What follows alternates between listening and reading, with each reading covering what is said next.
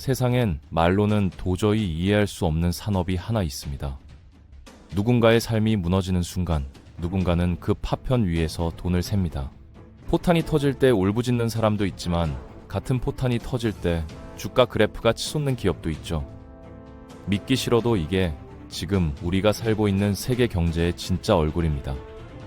전쟁이 시작되는 순간 미리 짜놓은 듯 폭등하는 주식들, 전쟁 소식만 들려도 주문량이 몇 배씩 불어나는 기업들, 그리고 역설적으로 평화가 찾아오면 위기를 맞는 회사들까지. 전쟁은 누구를 살리고 누구를 죽이는가? 우리는 그 잔혹한 공식 속에서 너무 오랫동안 눈을 돌리고 살아왔습니다. 지금부터 전쟁이 터져야만 돈을 버는 글로벌 군수 산업의 민낯, 우리가 몰랐고 어쩌면 애써 외면했던 그 세계를 파헤쳐 보겠습니다.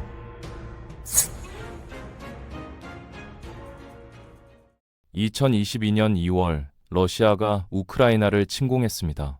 수백만 명의 사람들이 집을 떠나 피난길에 올랐고 아름답던 도시들은 폭격으로 파괴됐죠. 뉴스에서는 매일 전쟁의 참상이 보도됐습니다. 그런데 놀랍게도 바로 그 순간 미국 월가에서는 완전히 반대되는 광경이 펼쳐지고 있었어요. 전쟁 소식이 전해지자마자 로키드 마틴, 레이시온, 제너럴 다이내믹스 같은 방위산 업체들의 주식이 치솟기 시작한 겁니다.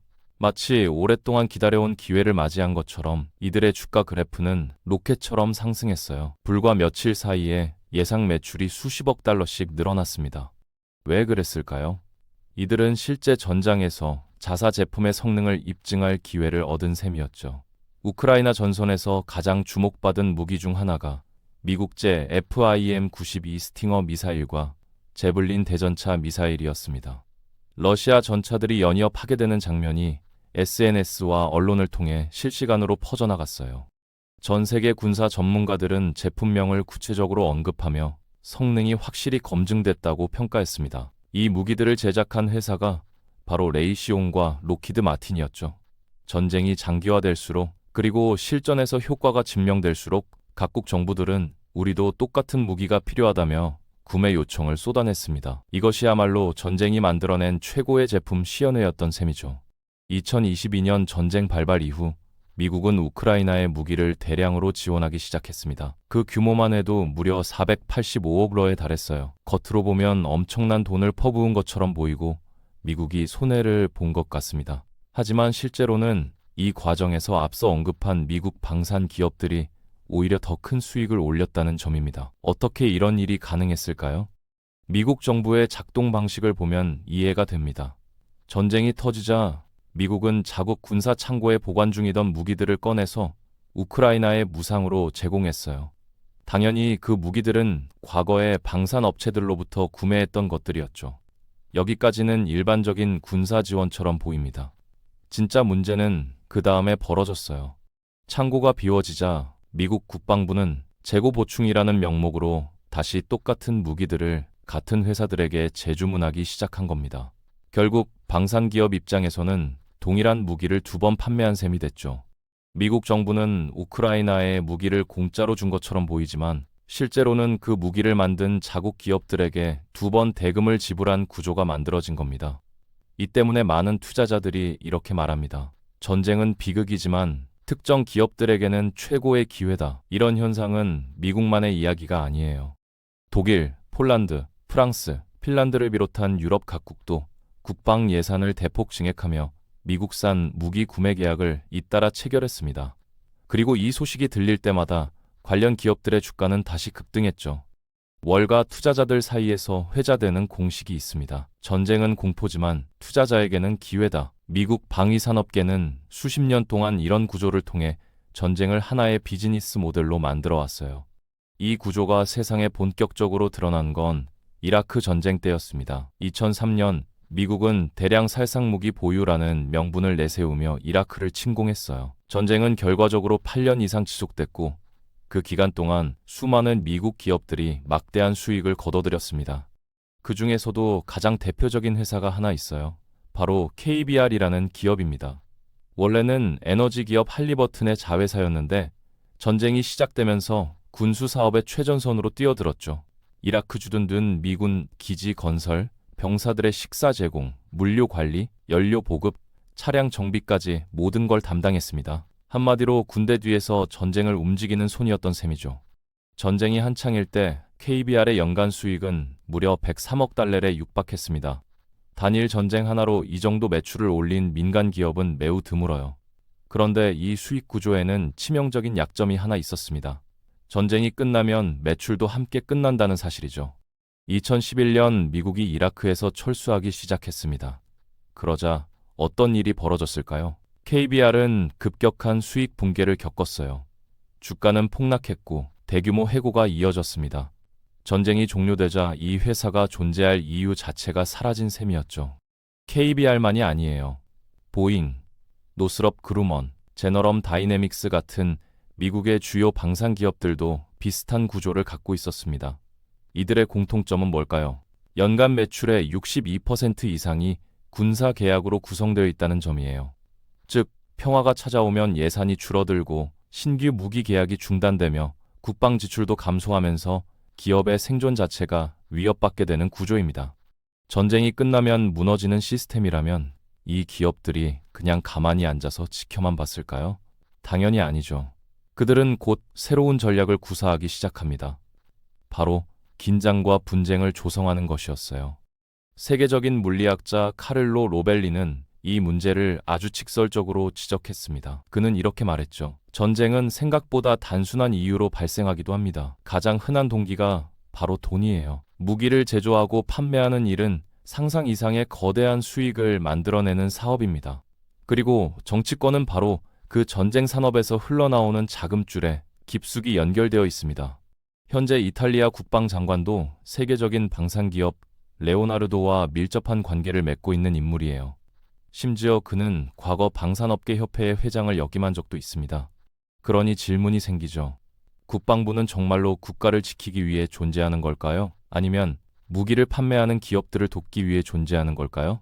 겉으로는 모두가 평화를 말하지만 속내를 들여다보면 평화보다는 승리가 더 중요하다는 논리가 작동하고 있어요. 이럴 때 전쟁이 평화를 위한 수단일 수 있을까요? 실상은 이익을 위한 도구에 불과한 건 아닐까요? 결국 이들 기업은 전쟁이 돈을 벌어주는 시스템 속에 갇혀 있습니다. 그렇다면 이들이 가만히 전쟁이 끝나기만을 기다렸을까요? 전혀 아니에요. 그들은 스스로 다음 전장을 준비하기 시작했습니다.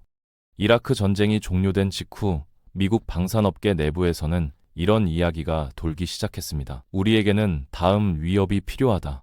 실제로 이들은 각종 싱크탱크와 로비 조직을 통해 중동, 중앙아시아, 아프리카 등지의 불안정한 상황을 부각시켰습니다. 테러, 핵 위협, 독재자, 반정부 세력 등 모든 가능한 위험 요소를 동원해서 다음 분쟁 지역을 만들어내려는 시도가 계속됐죠. 그들에게 전쟁은 선택이 아니라 생존의 문제예요. 우리가 일반적으로 생각하는 전쟁은 국가 간 충돌이지만 이들에게 전쟁은 하나의 사업입니다. 그리고 사업은 멈춰서는 안 되는 것이죠. 전쟁이 멈추면 수익이 줄어들어요. 수익이 감소하면 주가가 떨어지고 회사는 구조조정을 해야 합니다. 그러니 전쟁은 계속되어야만 해요. 그것이 진짜 적이 존재하든 존재하지 않든 말이죠. 시간이 흐르면서 전쟁의 양상도 달라졌습니다. 이제는 총과 탱크보다 더 중요한 게 생겼어요. 바로 데이터입니다. 대표적인 사례가 팔란티어라는 기업이에요. CIA 자금으로 시작한 이 데이터 분석 회사는 AI 기반의 전장 시뮬레이션과 위성 추적 시스템을 공급하고 있습니다. 실제로 우크라이나 전쟁에서 팔란티어의 시스템은 실시간 지도 분석을 통해 군사작전에 직접 활용됐어요. CEO는 이렇게 말합니다. 우리는 이미 전쟁 중입니다. 테크 기업이 바로 이 전쟁의 핵심입니다. 구글도 예외는 아니었어요. 2017년 구글은 미국 국방부의 프로젝트 메이브에 참여해 드론 영상 분석용 AI를 개발했습니다. 목표는 명확했어요. 드론으로 촬영한 영상을 AI로 분석해서 사람, 건물 등 타격 대상을 자동으로 식별하는 기술을 만드는 것이었죠. 다시 말해 전장을 감시하고 공격 목표를 빠르게 찾아내는데 AI를 사용하겠다는 의도였어요. 그런데 AI를 살상용 무기에 사용하는 것에 대한 윤리적 거부감으로 약 4,200명이 넘는 직원들이 공동 성명에 서명하며 항의했습니다. 수십 명의 AI 연구자와 개발자들이 사표를 제출했고요. 국제 언론의 보도와 시민단체의 압박도 이어졌어요. 당시 구글은 악을 행하지 말자라는 Don't be evil을 회사 슬로건으로 내걸고 있었는데 2018년 5월 구글은 결국 회사 슬로건에서 Don't be evil을 조용히 삭제했고 이후 모 회사 알파벳의 공식 모토에서도 사라졌습니다.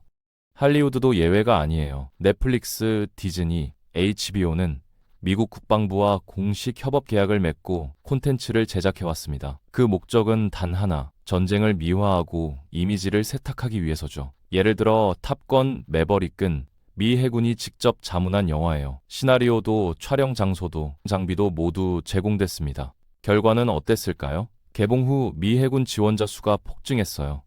공식적으로는 미국 국방부와의 협업 목적이 정확한 군사 묘사 및 협조 제공이라고 설명되지만 그 이면에는 대중의 인식을 관리하고 군의 이미지를 긍정적으로 포장하려는 의도가 분명히 존재합니다.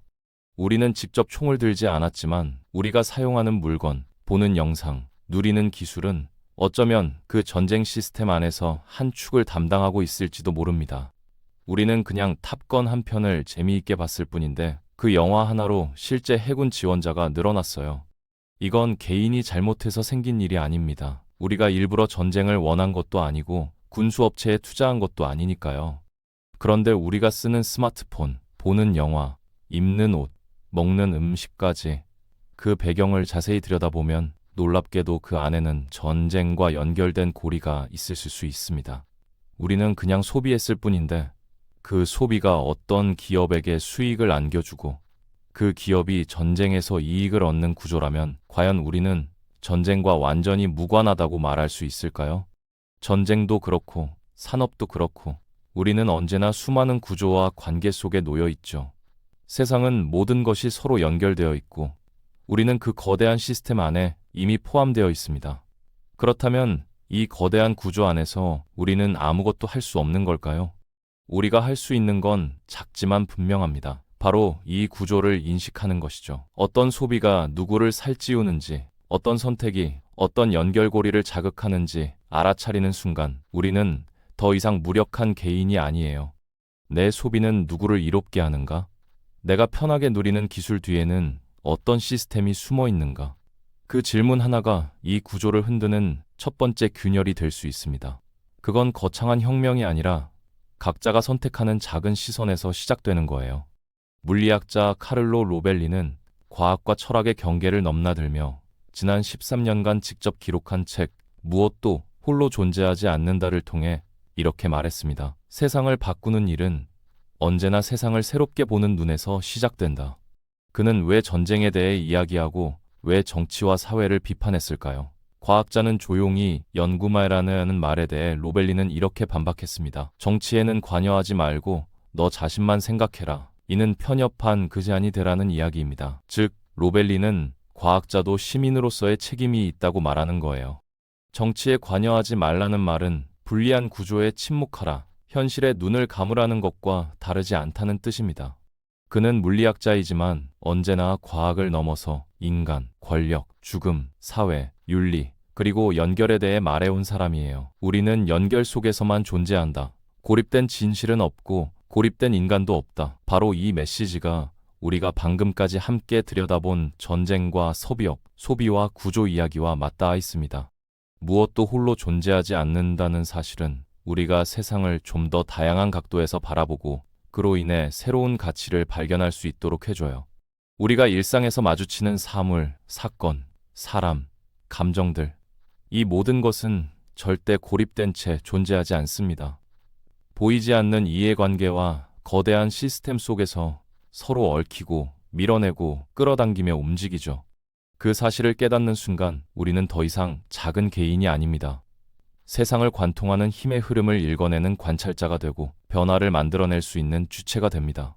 그리고 바로 그 새로운 시선이 전쟁이라는 비극 뒤에 숨어 있던 진짜 구조를 드러나게 합니다. 당신이 오늘 본 건 단순한 이야기 하나가 아닙니다. 우리가 살아가는 세계의 그 숨겨진 기계장치의 일부입니다. 이제 질문은 하나입니다. 당신은 계속 눈을 감을 건가? 아니면 이 거대한 구조를 직시할 것인가? 선택은 우리의 몫입니다.